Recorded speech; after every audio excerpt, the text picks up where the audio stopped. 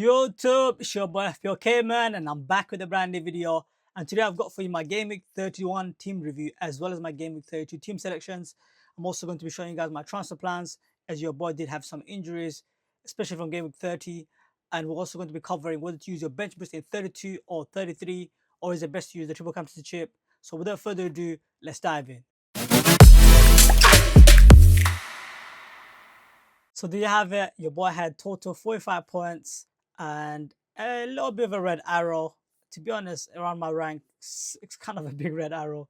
Lost about 200 something rank. So it was a bit of a tough week for me. Only 45 points. I think the average was around 50 something. Just came short. Maybe if I had Nico Williams first bench instead of Kanate, which is a transfer that I made going to the game week.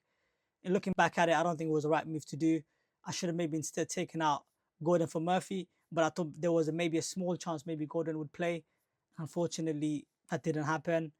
And if you guys did watch my video in Game Week 30, I did pick Gordon as well as Clavert on my wildcard 30 draft, which are two big mistakes that I've made.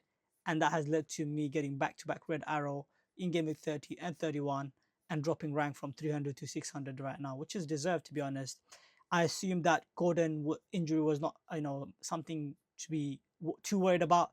I thought it was minor injury, and Eddie Howe did say, he'll be assessed. He didn't really say anything too specific.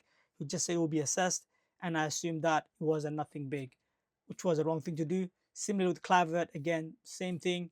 I assumed that he just was fatigued, as per the press conference. To be honest, it wasn't that much of an assumption, to be honest, but still bit of an assumption that I've made, which is that he will be coming back in Game Week 31, if not Game Week 30. So that didn't happen. Again, there's not much that you could do. One thing we learned from it is that don't assume in the future, especially if the players are doubt and whatnot, don't pick them in a wild card.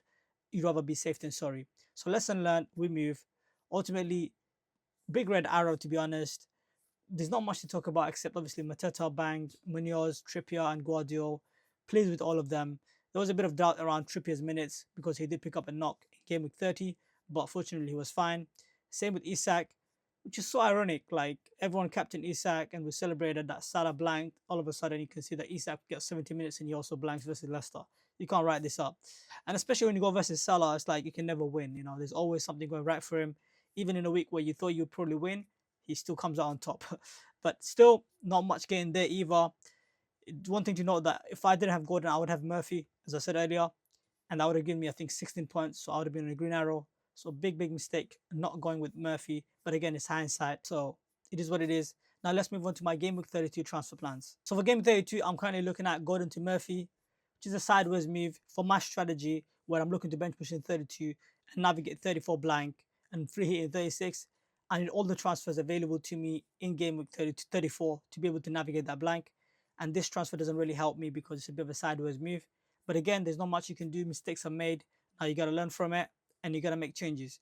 I don't think Gordon will be available come Game Week 32. So I'm most likely going to make this move. But I do want to wait for the press conference. The last comments we got from Eddie Howe, which you can never trust. But still, he said that he has not trained yet. And it doesn't seem like he'll be back anytime soon. So most likely Murphy would be the best replacement for anyone who does have Gordon. And they also double in 32 where I'm going to be bench boosting. So it's a bit of a no-brainer. So now let's move on to my Game Week 33 team selection. So there you have it. I'm currently lining up with Raya, Munoz, Guardiola, Trippier, Nico Williams, and Kanate at the back. Please note that I'll be on bench boost. Most likely 90%, I'm sure. The only doubt in my team is currently Clavert, but he has trained. So hopefully, he's available for Game Week 32. But currently I have on bench Verbruggen, Sarr, Nico Williams, and Kanate. Obviously, I'm starting with Raya, Munoz, Guardiola, and Trippier at the back. And in midfield, you've got Salah, Murphy, Palmer, and Kluivert. Obviously, Murphy is a new transfer in. I did not want to do that, to be fair, which is for Gordon. But again, doesn't look like he's going to play, especially because he hasn't trained in the last 2 weeks. Plus, Murphy is in good form. So it was a bit of a no-brainer, to be honest, especially because I'm on bench boost in 32. So yeah, midfield looks solid. And then you got up front, Mateta, Marmoush, and Isak. The captaincy armband currently is on Isak, but obviously there's alternatives, the likes of Salah, who's got West Ham at home, as well as Mateta, who also doubles. So I think the debate will be is between Mateta or Isak because they double. However, Salah is a bit of an outside shout because West Ham, they're quite terrible and he's at home as well. Overall, the team does look quite good on paper. As I said, my worry is only Kluivert, but otherwise I'm quite pleased with this team. I did use 2 transfers though, which is to bring in Murphy for Gordon. Bit of a sideways move, but I made the mistakes on wildcard, so I had to amend it. And then you got Konate for Gabriel, which I do think he has a good fixture on paper for clean sheet. West Ham don't score too many goals anyways. So let's hope for some clean sheets and hopefully we all get green arrows. I do think that there's a lot of people that will be activating chip this week, whether it be a triple captain or a bench boost, which we're going to discuss in the next slide. What is the best chip to use in this game week? Consider the fact that Villa did play Champions League, so did Arsenal. So a lot of Arsenal starters as well as Villa starters that played in the Champions League. So the likes of Rashford, Rodgers, as well as Saka, Saliba, I think they're quite highly owned. Could potentially get rotated, so that might put off a lot of people from bench boosting. However, I don't own any of those players. Luckily, I only have Raya, and I hope that he starts. I'm quite happy to bench boost this week. So let me know what you guys think. And now let's move on to the next slide where we're going to be discussing what is the best chip to use in game week 32, whether to use the triple captainship or to use the bench boost. So as you guys can see when you look at the fixtures, Arsenal have Brentford at home, and a lot of people have the Arsenal assets. Same with Villa, who a lot of people win a wildcard them in game week 30 or 31.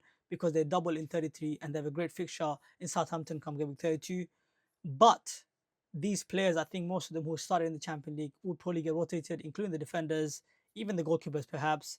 So I think if you have too many of those assets, like let's just say from 2 to 3 of these assets from either Villa or Arsenal, I wouldn't bench this personally. And then a lot of people have Foden and Savio. Again, I have my doubts around those players as well. I don't think they're nailed to start. There's a rotation risk. If you have those type of players from game week 32 or 31 where you wildcarded, I don't think it's wise to use a bench boost in game 32. I'll give another example. If you have the likes of Elanga, for example, who's a doubt, I know a lot of people might have one there because of a differential punt. I also would strongly suggest to hold off the bench boost because he's also a doubt as he picked up an injury last game week. So I think there's quite a few players that are a bit doubt. I also want to mention Livramento, who also picked up a knock. So there's a lot of people, the team is not looking really strong. Even myself with my team, as you guys know, I have doubts with Kluivert, as well as potentially maybe Raya who may get rotated. But again, the reason why I'm taking the risk is because I just want to get rid of the bench boost. I just don't see an opportunity come game week 36 to use it because the players I'll be loading up in the 36, they'll be blanking in 37. So it doesn't make sense. Plus my chip strategy doesn't really suit because I'm going to free hit in 36, so I can't really bench boost. A lot of people, may consider to save it for the end of the season. Maybe it will work, but I highly doubt it. I recommend if you have the bench boost, try to use it in 33. If you have a lot of players from, for example, Villa and Arsenal, because they double in 33, even if they don't start both games, they may play one of them. So I recommend if you are, really heavily stacked up on Villa and Arsenal, and you're looking to free hit in 34, I assume, then you bench boost in 33 because you can navigate 34 with your free hit anyway, so you don't have to worry about the players that are blanking. However, if you're on my strategy, which is to bench boost 32, free hit 36, navigate 34, I do think you should do your best if you can to get rid of the bench boost. If not, I don't really see much opportunity to use it. So even if it means you might have to take a one hit, maybe you want to consider to use a bench boost because the long-term strategy may be worth it more so than the gain in short term. Plus, this bench boost chip is overrated anyways. So I'm not really expecting much. If I get 15 points, I'll be pleased, to be honest. I don't really think that chip is really that powerful anyways.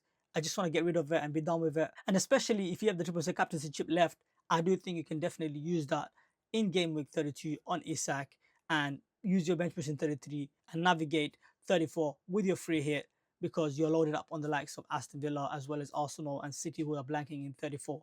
So I think if you're in the first strategy, which involves free hitting in 34, I do recommend maybe consider using the bench boost in 33 and the triple captaincy chip in 32 on Isak. However, if you're on the chip strategy that which I'm on currently, which is to bench boost in 32 and navigate 33 as well as 34 blank, I do recommend use the bench boost in 32, and then you can use your triple captainship in 33, either on Saka or Marmoush, and then free hit in 36. So yeah, that'll be it. Let me know what you guys think. Make sure to smash the like button, subscribe, and tune to my deadline stream to answer all your dilemmas. I'm gonna see you guys next week. Peace out.